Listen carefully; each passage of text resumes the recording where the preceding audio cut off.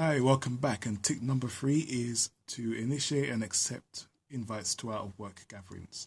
Now, for me, this is probably my hardest one to get to grips with. I've always tired by the end of the day and I just want to go home. And then somebody's going to say, hey guys, let's all go for drinks after work. And normally by that time, I'm not motivated to go, and I just really want some time and solace at home. You may experience this too. You may also have genuine reasons for going home. You know, you have to a long commute and you have to go home early, or you need to study as well. While these are admirable, you do have to accept that there may be some consequences for these happening. So, like, one consequence is that people may perceive you as not necessarily shy, as you being stuck up and snobbish and antisocial. That's one.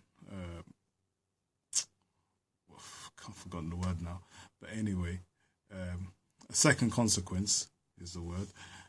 Even if they give you the benefit of the doubt, while you're away, everybody else is building rapport and connection, and you are out of that loop. So that's another natural consequence. So with this in mind, even though I respect, your life out of work, it may help if you actually can loosen up your schedule to allow yourself to be a bit more flexible and allow for a bit of spontaneity, So definitely accept invites, and also initiate them as well. So I understand, right? You may not have the biggest pulling power when it comes to, encouraging people to go out. So all I can do really is just give you like a basic tip, one very basic, which probably won't help you out, but I'm going to give it to you anyway. When you make an invite, don't be vague. Don't say, maybe we should go out, sometime.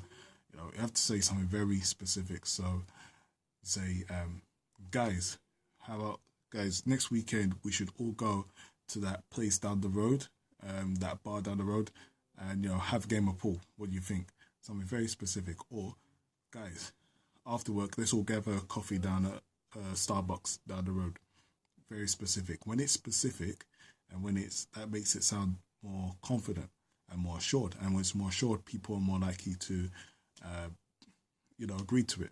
Another way of making people more likely to agree with it as well is to have a gathering of people up for it and have it slowly build, rather than trying to invite everybody out at the same time. So, for example, you just go to one person, let's say his name's Fred, and you say to Fred, look, Fred, next week I'm thinking of organising for us to have, dinner after work on Friday. Would you consider it? You're not asking for the commitment, you're just asking for the consider it. And they say, well, let me know how it goes, So he's considering it. So you go to the next person, you say, look, me and Fred are considering having dinner after work. We just want more people to come in. And the next person may actually do it. So the more people seem to have agreed with you, the more likely other people are to agree with you. So that's a way that you can invite. At the end of the day, what you need to do is go to these gatherings, whether you're inviting or accepting. Don't worry about being seen as a quiet person. People appreciate when you are there trying to make an effort. Even if you don't say something much, they will appreciate the perception of you being shy over the perception of you being stuck up. One thing I notice is when you're the quiet type at work, people do like to try to get you drunk, right? Especially if you go to a bar. If you don't drink, just keep that in mind. But if they do try to get you drunk, that means that they like you. It's a good thing. And that's just the start, They're inviting you out after work one day. The next thing, they're inviting you to their parties with the friends. And, next thing you know, you're organising trips.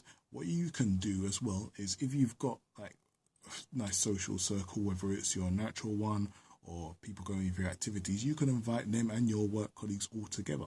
So they're all connecting, and that makes you a networker. That is another level of that's another level of social understanding, but that's for another day. So I'm going to leave that there. So that's all 3 tips. Number 1, embrace your workplace. Number 2, stimulate your non-social work life. And number 3, accept and initiate invitations to out-of-work gatherings.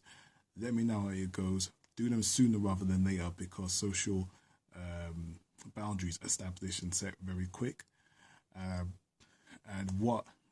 a bit of news for you guys is I've just landed.